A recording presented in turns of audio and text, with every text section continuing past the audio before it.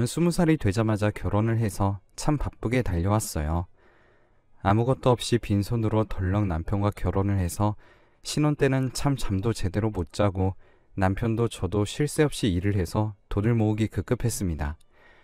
남편은 삼형제 중에 막내였었는데 첫째 형은 판사에다 둘째 형은 의사였는데 본인은 영 공부에 관심이 없어서 대학 갈 성적도 안 됐지만 부모님도 남편이 공부를 하지 않았으니 위에 형들처럼 풍족하게 지원을 해주긴커녕 공부도 안 할 바엔 집에서 나가서 살라며 20살이 되자마자 내쫓기듯이 집에서 나와서 살기 시작했다고 하더군요.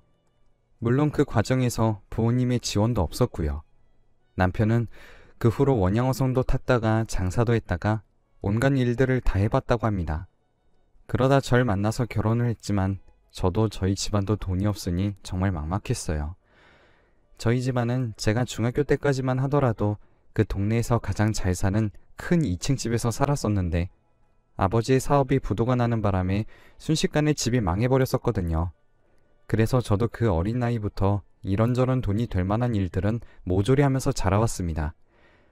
이런 가난은 최대한 제 아이에게 물려주고 싶지 않았거든요.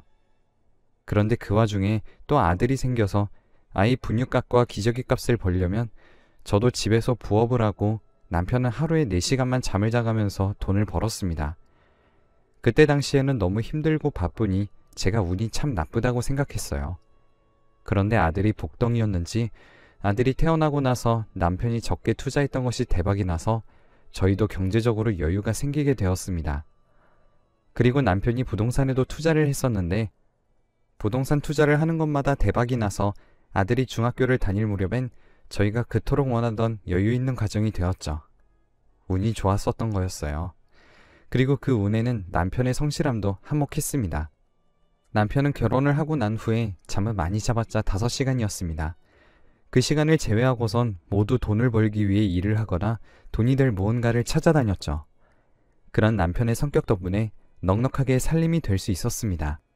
부동산 투자로 벌어들인 돈으로 만족하지 않고 작게 사업을 시작해보자고 해서 남편을 믿고 남편과 저는 사업에 뛰어들어서 밤낮이며 사무실이며 집이며 할 것 없이 일에 몰두했어요. 그렇게 조금씩 사업을 키워나가니 15년쯤 되니 그 분야에서 꽤 큰 규모의 사업체로 성장할 수 있었습니다. 아들은 초등학교 때까지는 집이 가난했던 기억이 있으니 집이 여유로워졌다고 해도 사치를 부릴 생각을 하지 않더라고요. 아들도 남편을 닮아 돈이 귀한 줄 알고 검소함이 몸에 배어 있었습니다. 혹시 공부를 하기 싫어하는 것도 남편을 닮으면 어쩌나 걱정도 했었지만 다행히 공부도 곧잘해서 고등학교 내내 전교권을 놓치지 않았죠. 그리고 이름을 대면 누구나 알만한 명문대로 진학했습니다. 아들은 그렇게 대학을 가면서도 한 번도 저와 남편에게 불평하지 않았어요. 그 흔한 사춘기며 고3이며 그런 시기들도 아이가 워낙에 묵묵한 남편의 성향을 꼭 빼다박아서인지 조용히 속썩이는 일 없이 지나갔습니다. 저희는 아들이 명문대에 입학했으니 기념으로 명품 시계와 외제차를 사주겠다고 하니까 아들은 그런 비싼 것까지는 필요 없다면서 굳이 그런 걸로 사람들의 이목을 끌만한 일은 만들고 싶지 않다며 거절하더라고요. 그 후로 아들은 순탄하게 학교 생활을 마쳤고 취직도 순식간에 해냈습니다. 남편과 저는 그냥 저희 회사에 들어와서 일을 배워도 된다고 했지만 아들은 그런 식으로 들어가는 건 공평하지 않다며 다른 곳에서도 일할 자격이 되면 회사에 들어오겠다고 했어요. 저희는 아들의 단호함에 결국 두 손 두 발을 들고 아들이 하고 싶은 대로 두었습니다. 아들의 말에도 일리가 있었으니까요. 아들은 그 뒤로 같은 회사에 다니던 여자와 결혼했습니다. 며느리는 아들처럼 검소하고 생긋생긋 웃으며 참 애교가 많은 친구였어요. 아들은 통 애교도 없고 심지어 웃는 모습조차 자주 보지 못했는데 며느리는 완전히 그 정반대였죠.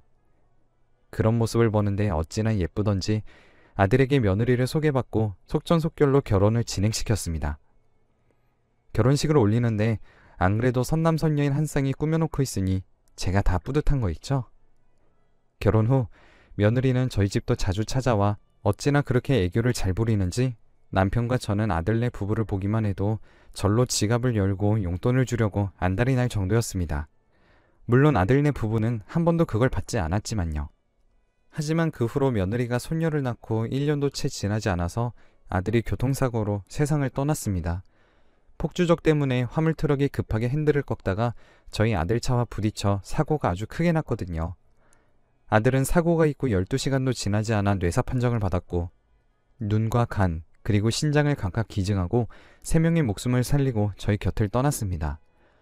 저희는 인생을 살아갈 유일한 이유였던 아들이 없으니 남편과 저는 집 밖으로 나가지도 않고 혹시나 자신이 울면 상대방도 울음이 터질까 억지로 참아내며 멍하니 방 안에서 밥도 제대로 먹지 않고 있었어요. 2달을 그렇게 있는데 며느리가 손녀를 데리고 저희를 찾아왔습니다. 그리고 죽은 사람은 죽은 사람이고 자기는 이제 자기 인생을 살아야겠다면서 딸을 데리고 있으면 자기는 새 인생을 시작하지 못할 거라며 저희더러 아이를 부탁한다며 저희 품에 아이를 안겨주더라고요. 아이는 제 품이 낯설었는지 금세 울음을 터뜨리며 자기 엄마 품으로 가려고 발버둥을 치는데 매정하기 짝이 없게 싸늘한 눈으로 자신의 딸을 보더니 그럼 잘 부탁한다면서 그대로 자리를 일어났습니다. 남편과 저는 뭐라도 한마디 할 겨를도 없이 일어난 일에 당황스러워 어쩔 줄 모르고 있었는데 겨우 울음을 그친 손녀가 제 손가락을 잡는데 정신이 번쩍 들면서 손녀를 생각하면 이렇게 살면 안 되겠다는 생각이 들더라고요. 그 후로 저희는 지극정성으로 손녀를 키웠습니다. 어디 가서 부모님이 안 계신다고 기죽지 않게 뭐 하나를 사입혀도 좋은 것들 중에 가장 좋은 것들로만 골라서 입혔어요. 다행히 손녀는 그 누구에게도 기죽지 않고 씩씩하고 활발하게 자랐습니다. 그렇게 손녀가 초등학교 4학년이었을 때 손녀가 학교에서 돌아올 시간이 한참 지났는데도 오지 않아서 남편과 저는 경찰에 신고하고 아이를 동네방네 뒤지면서 찾아다녔습니다.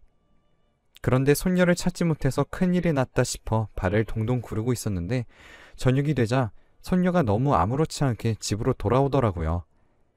손녀가 집으로 돌아온 것을 보고서 긴장이 탁 풀리면서 그 자리에 주저앉았습니다.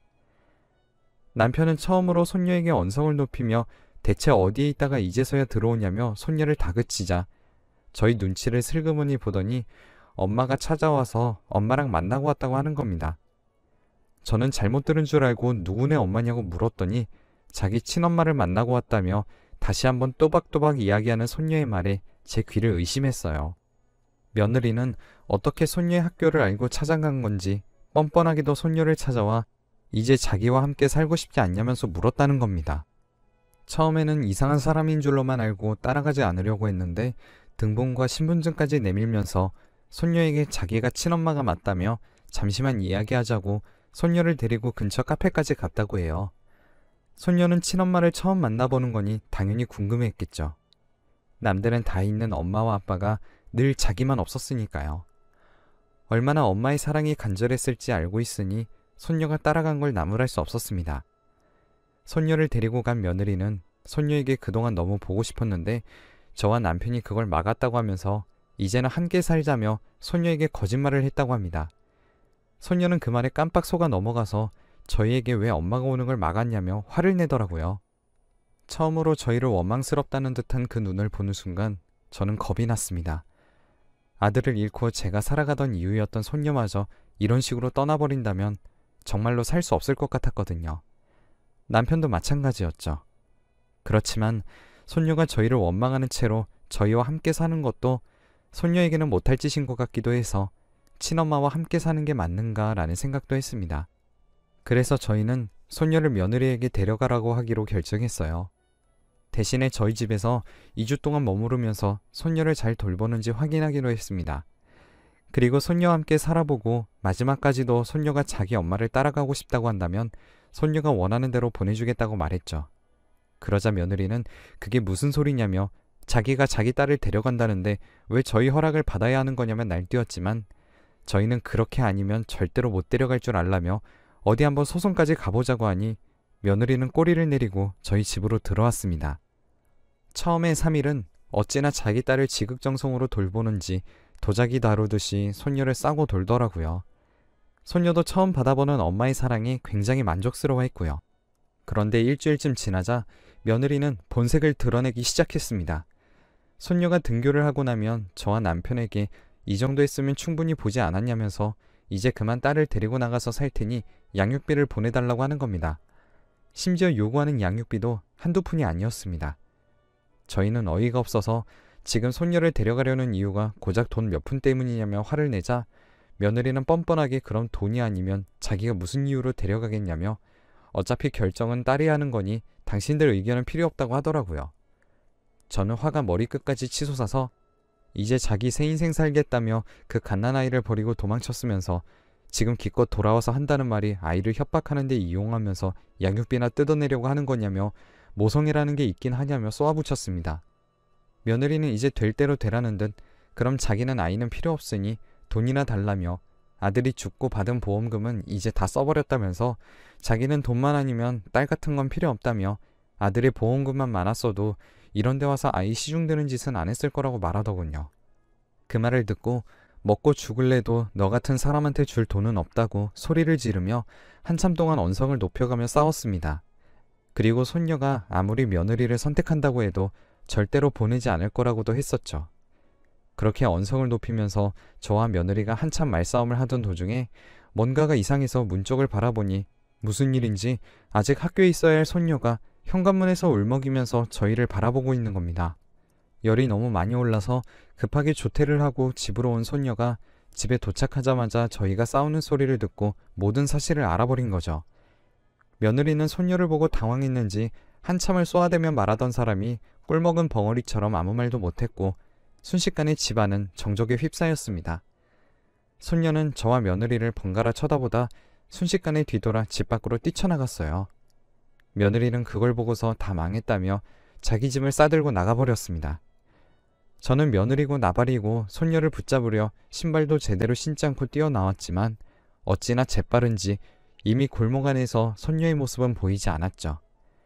남편과 저는 온 동네를 뒤져서 한참을 찾아다니다 손녀를 집 근처 놀이터에서 찾았습니다. 갈 곳이 없어 어디 멀리는 가지 못하고 미끄럼틀 밑에서 쭈그리고 앉아 눈물을 흘리고 있더라고요. 어찌나 서럽게 우는지 지금까지 그렇게 운 적이 없던 아이가 숨이 넘어갈 정도로 울고 있는데 그 모습을 보니 제가 더 미안해져서 선뜻 다가갈 수도 없었습니다. 한참을 그렇게 바라만 보고 있다가 손녀가 울음을 겨우 그치며 절 발견했어요. 절 발견하자마자 다른 곳으로 또 도망가려고 하더라고요. 제가 뒤돌아 도망가려는 손녀의 이름을 부르자 손녀는 움직임을 멈추고 그 자리에 섰습니다. 그 사이에 제가 손녀의 앞으로 가서 손녀를 꼭 안아주며 이 세상에서 그 누구보다도 사랑하는 건 너뿐이라고 말해주자 손녀는 또다시 눈물이 나는지 몸을 들썩였습니다. 저도 눈물이 차오르는 것을 겨우 막고 손녀를 토닥이면서 다른 아이들이 엄마며 아빠며 할머니, 할아버지가 사랑해주는 것보다 제가 미영이를 사랑하는 게 더 클 거라면서 다른 아이들이 나눠서 받는 사랑을 제가 한 번에 다 주겠다며 저에게 기회를 줄 수 있겠냐고 하니 그제서야 손녀는 겨우 울음을 그치고 한마디 꺼냈습니다. 죄송해요. 라고 하는 손녀의 말에 뭐가 죄송하냐며 너가 죄송할 건 하나도 없다고 했지만 손녀는 자기를 이렇게 사랑해주고 키워준 할머니, 할아버지를 두고 엄마를 따라가려고 했었다면서 자기는 이제 평생 할머니와 살 거라고 했습니다. 그 말을 들으니 저도 눈물을 참을 수가 없더라고요. 그 이후로 손녀와 남편과 함께 오손도손 오래 살고 싶었지만 그리 오래가지 않았습니다. 남편이 전립선 암에 걸려 시한부 선고를 받게 되었거든요. 사실 저희 남편도 나이가 나이인지라 죽음이 그리 멀지 않았다는 걸 알고 있었지만 막상 눈앞에 죽음이 있다고 하니 세상이 깜깜해졌습니다. 치료를 하면 살 수 있을 테지만 남편도 나이가 있어 몸이 허약해져서 그 치료를 버텨낼지가 미지수였습니다. 그러자 남편은 오히려 살기 위해서 발버둥 치다 시간 낭비하는 것보다 그저 주어진 수명대로 살다 가겠다고 했죠. 남편은 오히려 담담하게 절 달래며 자기 재산이 그 며느리에게 넘어가는 꼴은 절대로 못 본다며 재산을 하나둘 사회에 환원하고 저에게 미리 나누어주고 유언장까지 미리 작성했습니다. 손녀의 몫을 부모라는 이름으로 채갈 수도 있으니 손녀의 상속분도 어떻게 해야 할지 모두 방법을 찾아놓았어요. 그리고 남편은 6개월 시한부를 선고받았었지만 그 기간보다 1년이나 더 살고 세상을 떠났습니다. 그 사이에 손녀와 추억도 많이 만들었고요. 그리고 남편의 장례를 치르는데 아니나 다를까 또 그 여자는 장례식장을 찾아와 자기가 아직 재혼을 안 했으니 남편의 재산을 대신 받을 자격이 있다며 기세등등 하더라고요. 그러면서 재산도 상속받을 테니 마지막 가시는 길은 도와드리겠다며 조문객들 테이블에 서빙도 하고 혼자 북치고 장구치며 온갖 일들을 나서서 했습니다. 저는 그 모습마저도 보고 있으니 화딱지가 났지만 남편의 마지막을 소란스럽게 만들고 싶지 않아서 조용히 분노를 삭혔죠. 그리고 이제 유언장이 발표되자 그 여자는 내용을 들을수록 새하얗게 질려갔습니다. 그 여자의 몫은 하나도 없었고 손녀에게 주는 돈도 제가 살아있는 동안은 제가 관리하고 제가 손녀가 만 19세가 되기 전에 죽더라도 손녀가 만 19세가 되어야 꺼낼 수 있는 은행 금고에 넣어놓겠다는 이야기까지 들어있었습니다. 그 내용을 듣자 며느리는 이게 무슨 말이냐며 그래도 유류분은 받을 수 있지 않냐고 화를 냈지만 그 부분도 이미 변호사 상담을 통해서 불가능할 거라는 것을 알고 있었기에 그러면 소송을 걸어보라고 했어요. 소송 결과는 역시 유류분은 받을 수는 있지만 그동안 아이를 키운 양육비를 그 여자가 지급해야 했었기에 그 유류분을 받는 것보다 저희에게 줘야 할 돈이 더 많다는 판결이 나자 그 여자는 입을 싹 닫고 소식을 끊더라고요. 그 이후로 손녀는 잘 자라주어 이제 중학교에서도 친구들과도 잘 지내고 공부도 어째나 곧잘하는지 손녀를 보기만 해도 절로 배가 부른 느낌입니다. 그 여자를 생각하면 어쩌다 그런 여자를 만나서 결혼을 한 건지 먼저 간 아들이 너무 안타깝기도 하고 이해도 되지 않았지만 이렇게 예쁘고 착한 딸을 낳으려고 그 결혼을 했나 생각이 듭니다. 그 이후로 저에게 종종 돈 좀 줄 수 없냐며 모르는 전화번호로 연락이 오기도 하는데 어디 돈을 잘못 끌어다 썼는지 매번 잘못했다며 자기 빚만 갚아달라며 저에게 사정하기도 했지만 손녀에게 한 짓만 생각하면 끔찍해져서 매번 단번에 다신 연락하지 말고 돈을 갈아서 버리는 한이 있어도 당신한테는 줄 돈 없다고 말하는 것이 몇 번 반복되다 보니까 포기했는지 1년 전부터는 이제 그런 연락조차도 없네요. 가끔씩 손녀와 밖에 나가서 걷고 있을 때 엄마와 단란하게 걸어가는 여자아이들을 마주치면 손녀에게 혹시 엄마가 없어서 힘들지는 않냐고 물어봤지만 손녀는 오히려 웃으면서 자기가 엄마가 왜 없냐면서 제가 엄마면서 아빠도 되고 할머니도 할아버지도 되는데 자기는 모두 가졌다고 행복하다고 말해줍니다. 그런 손녀의 대답에 저도 절로 미소가 지어지더라고요. 제 인생이 앞으로 얼마나 남았는지는 모르겠지만 제 소원은 딱 손녀가 대학도 가고 취업도 하고 결혼하는 것까지 보고 편하게 눈을 감은 뒤 남편이 있는 곳으로 가는 거예요. 젊었을 적에는 참 운이 없는 사람이라고 생각했는데 저는 참 운이 좋은 사람이었습니다. 이렇게 절 위해주는 손녀가 있으니까요. 저도 남은 인생은 손녀를 위해